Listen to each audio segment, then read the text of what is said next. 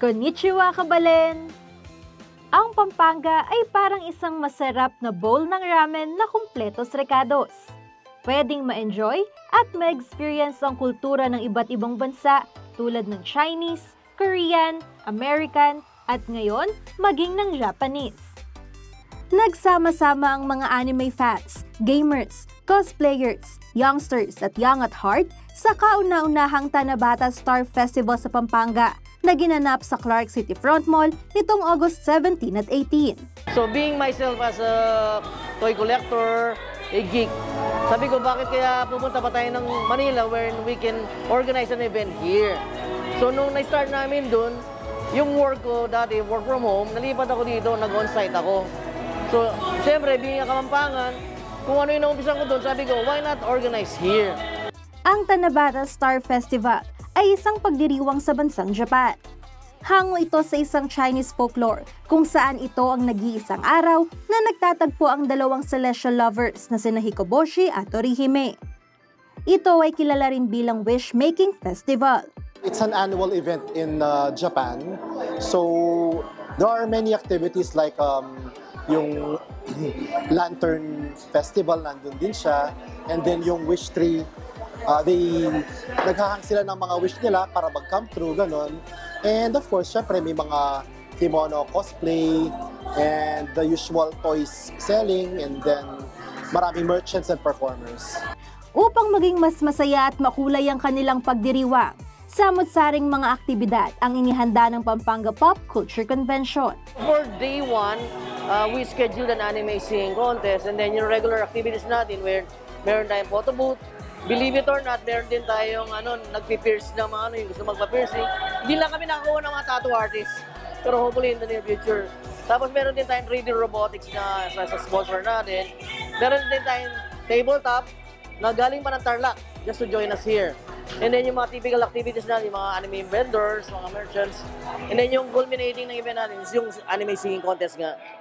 Bida rito ang mga anime action figures, anime soundtracks, anime merchandise at cosplayers. Dapat talaga nag-e-enjoy ka kung ano yung kino-cosplay mo. Kahit hindi mo kilala, basta nakita mo lang yung character na gustuhan mo siya. Ay, gusto ko siya i-cosplay, gano'n. Gusto ko siya maging katulad niya, gano'n. So, para sa akin, kino-cosplay ko yung mga gusto ko.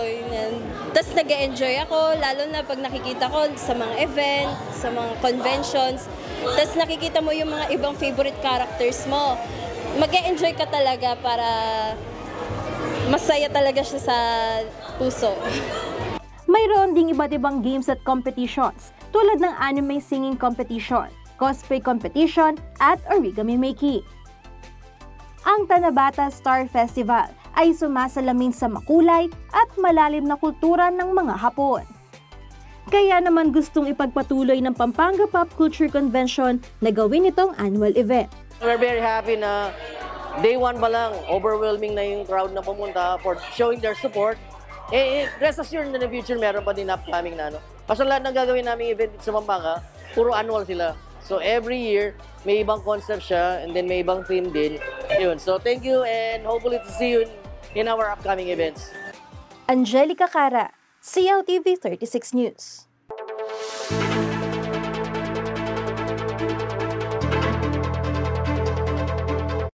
Ipinagdiriwang ngayong Agosto ang month-long commemoration ng 120th founding anniversary ng Bureau of Internal Revenue o BIR.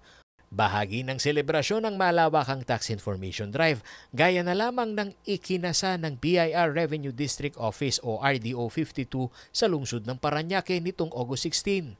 Para mas marami umano ang maabot at mabigyan ng impormasyon, hybrid o pinaghalong face-to-face at online ang seminar tungkol sa mga bagong probisyon ng Republic Act 11976 o ang Ease of Paying Taxes Law. Nakatuon ito sa digitalization of processes na isa sa 8-point economic agenda ng administrasyon ni Pangulong Bongbong Marcos Jr. Naniniwala kami na ang isang taxpayer na well-informed ay kusang nagko-comply at kusang nagbabayad ng tamang buwis. Kabilang sa tinalakay ang maximization ng mga online payment platform. It's true na buy and pay anywhere tayo. Tama po yun. So just in case lang po kasi meron pong chance yung taxpayer or opportunity to pay in case na wala siya doon sa jurisdiction ng property na pwede pa din siyang magbayad kahit saan. For example, yung property is Parañaque and then nagbakasyon siya sa Davao. So pwede po siyang magbayad sa Davao.